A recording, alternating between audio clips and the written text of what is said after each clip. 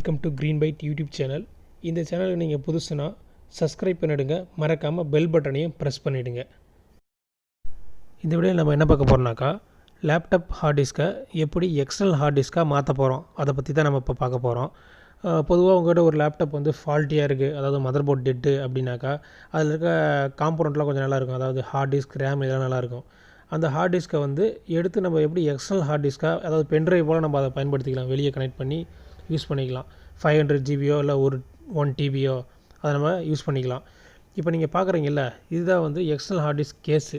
இது வந்து கேஸ் மட்டும் தான், இது உள்ளே வந்து ஹார்ட் டிஸ்க் இருக்காது. இந்த பிளாக் கலரில் பார்க்குறீங்க பாரு, வித் யூஎஸ்பி டேட்டா கேபிளோட வரும். இதனுடைய பையிங் லிங்க் வந்து நான் கீழே டிஸ்கிரிப்ஷனில் கொடுத்துருக்கேன். அதுபோல் ஃப்ளிப்கார்ட், அமேசான் அதில் வந்து கிடைக்கும்.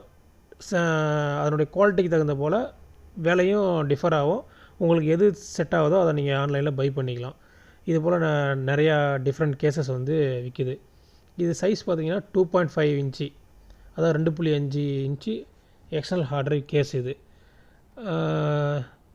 Plastic material. அது இப்போ பார்க்குறது வந்து அலுமினியம் கேஸ்.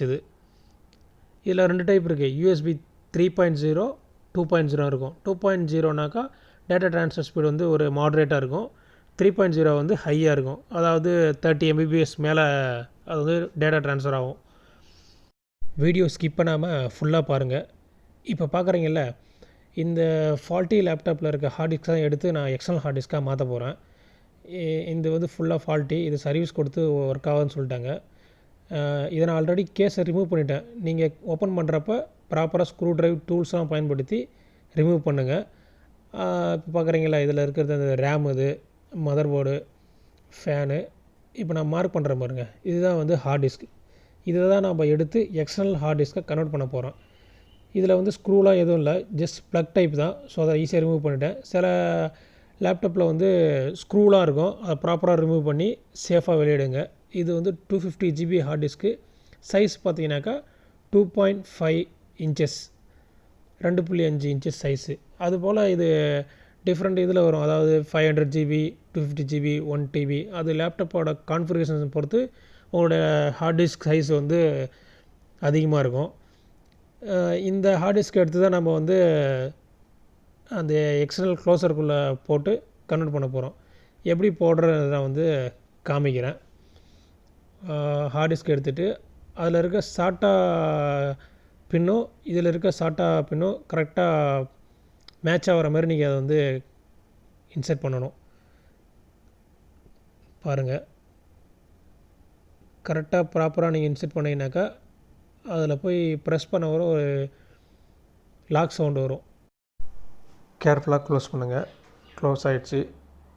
ஓகே, இதுக்கு மேலே இதுக்கு பிளாஸ்டிக் கவர் ஒன்று இருக்கும், அதையும் ப்ராப்பராக வச்சு லாக் பண்ணிட்டீங்கனாக்கா எக்ஸ்டர்னல் ஹார்ட் டிரைவ் வந்து பக்காவாக ரெடி ஆகிடும். ஓகே, க்ளோஸ் ஆகிடுச்சு. இப்போ பார்த்தீங்கன்னா நீட்டான ஒரு எக்ஸ்டர்னல் ஹார்ட் டிரைவ் வந்து ரெடி ஆகிடுச்சு.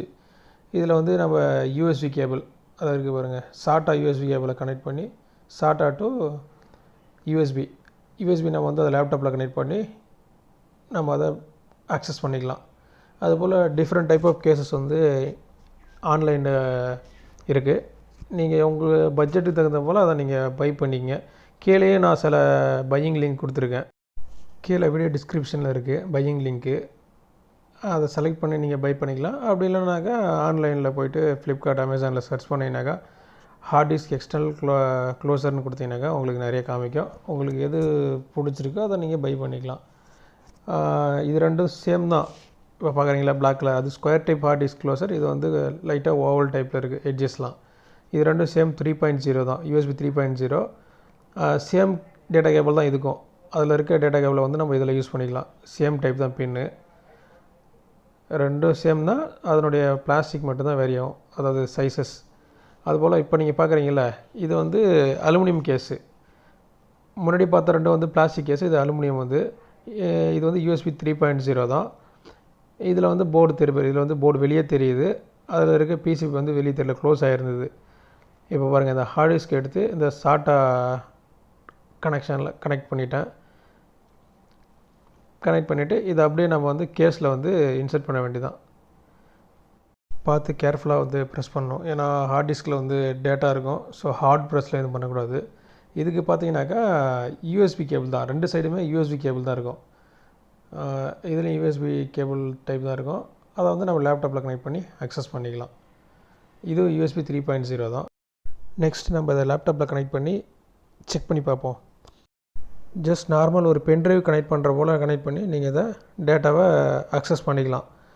அதுபோல் இதில் வந்து மல்டி பார்ட்டிஷன் இருக்கும். அதாவது பார்ட்டிஷன் 1 2 3 4 இருந்ததுனாக்கா அதை சிங்கிள் பார்ட்டிஷனாக எப்படி மாற்றுறது, ஃபார்மேட் பண்ணுறது, அதை பற்றி நான் வந்து நெக்ஸ்ட் வீடியோவில் ஃபுல்லாக காமிச்சிருக்கேன்.